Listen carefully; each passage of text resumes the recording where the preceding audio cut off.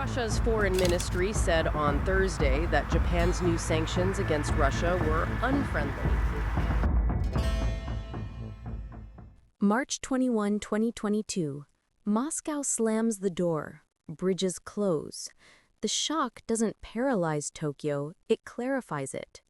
Did Russia's move force Japan's deterrence pivot, or was the turn already inevitable? Here's the answer you'll hear. It backfired, accelerating Japan's shift from restrained pacifism to assertive alliance-driven deterrence leadership in East Asia. Okay, what exactly shut that door, and why did it sting so hard? Start with the blunder, then watch how Tokyo turns shock into strategy.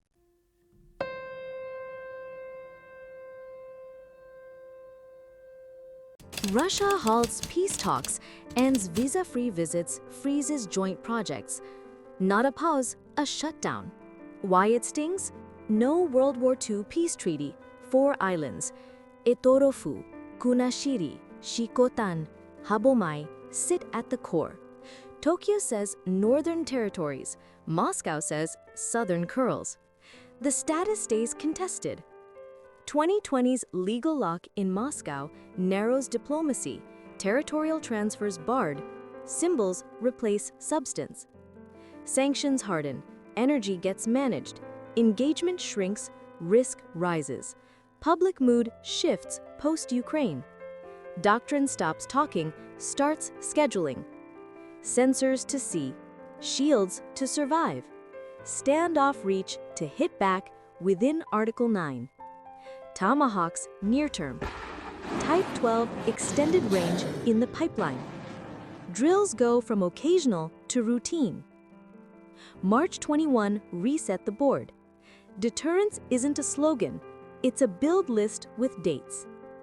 Why does this dispute still burn hot? Because doctrine remembers. Roll back to 1904-05, when Japan outplanned an empire and rewired the map.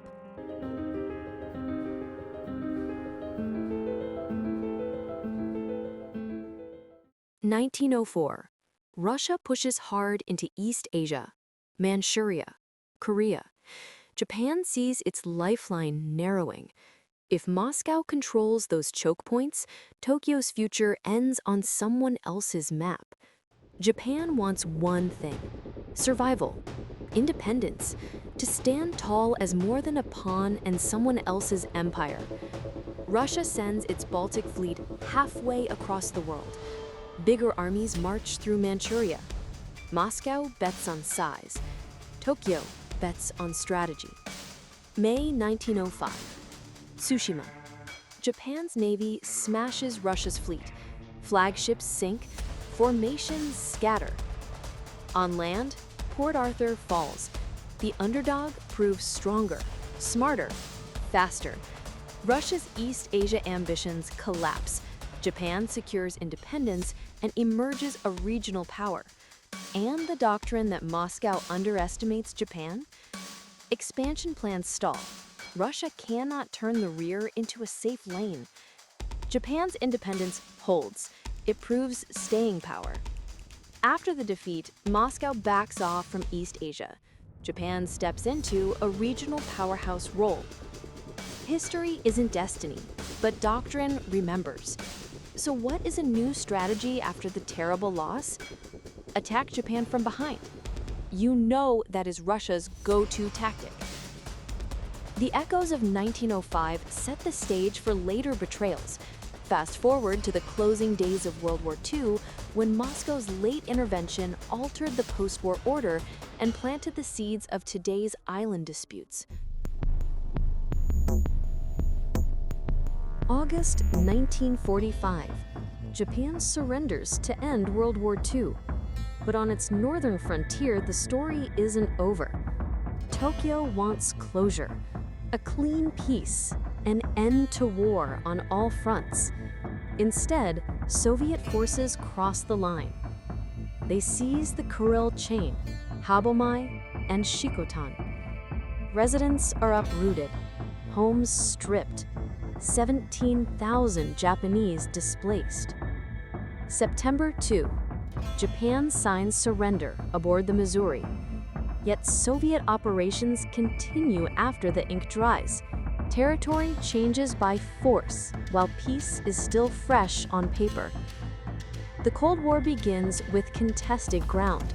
Moscow calls them Southern Kurils. Tokyo calls them Northern Territories. The peace treaty never comes. 1945 closed one war, but left another wound open. And for decades, diplomacy circled that wound, until Russia's 2022 move ripped it wide again. Japan's constitution, Article 9, locks in exclusive self-defense. No wars, no armies, only defense. But threats grow. Missiles fly across neighbors. Russia expands. China builds. Japan wants security without betraying its pacifist promise. Missions expand. Disaster relief, UN peacekeeping, missile defense, cyber ops. Yet manpower shrinks. Recruitment lags. Public hesitates. The law binds every move.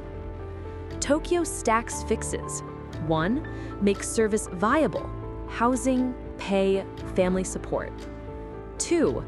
Allies multiply reach. Shared drills, interoperable tech. 3. Autonomy scales. Drones, ISR, smart logistics. 4. Industry surges. Spares, ammo, repair depth. The pressure cooker doesn't burst. It forges. Japan bends doctrine, stretches manpower, and builds capacity. Pacifism isn't erased. It's reshaped into deterrence. And deterrence doesn't stop on land or sea. The eyes, nerves, and fist of Japan's defense now reach into space. People ask, how do satellites actually matter for missiles? Short answer, eyes to nerves to fist. Japan wants resilience. To see threats early, move data fast, and strike back with precision. But satellites can be blinded. Drones can be jammed. Fiber links can be cut. If eyes go dark or nerves get scrambled, the fist swings blind. So Japan builds redundancy. Multiple satellites, hardened comms, shared feeds with allies. The kill web doesn't break, it reroutes. The new reality is every missile launch, every move across the straits can be tracked and answered. The web holds. And this web isn't abstract, it feeds doctrine. Counterstrike isn't just theory, it's timelines, contracts, and drills already underway. March 21, 2022. Shut the door. Diplomacy ended. Engagement froze. Tokyo faced a choice: retreat into pacifism or pivot into deterrence. Japan wants to defend what matters: its people, its islands, its lifelines, and to do it without waiting for Washington to move first. But defense isn't abstract. Doctrine must stretch Article 9. Budgets must rise. Public opinion must turn. And Russia's shadow isn't alone. China's buildup looms. The change comes fast. Counterstrike enters doctrine. Budgets rise. Across 2023 to 2025. Type 12 extended range funded. Drills with allies shift from occasional to routine. Japan now moves from paper promises to fielded capability. A nation once defined by pacifism now prepares to project deterrence. But Russia's gamble in 2022 didn't just push Japan forward, it backfired, leaving Moscow weaker, more isolated, and facing a tougher Tokyo than ever before. February 2022, Russia invades Ukraine. It's a big game changer. Deterrence in Europe fails, and East Asia feels the shock. Moscow wanted leverage, punish unfriendly Japan, shut down peace talks, freeze projects, and isolate Tokyo. Instead, Japan hits back. Sanctions bite. Diplomatic Blue Book calls Russia's control an illegal occupation for the first time in 19 years. Visa-free travel ends. Former islanders can't visit ancestral graves. The human bridge is cut. Public opinion shifts. For the first time since World War II, most Japanese favor a stronger military.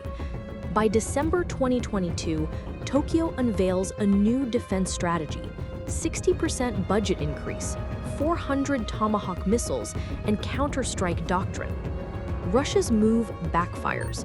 Japan accelerates rearmament, closes doors on diplomacy, and steps toward leadership in East Asia defense. Internationally, Moscow grows isolated, leaning harder on Beijing's economic lifeline. Russia tried to slam the door on Japan, but in doing so, it opened another, pushing Tokyo's system into overdrive.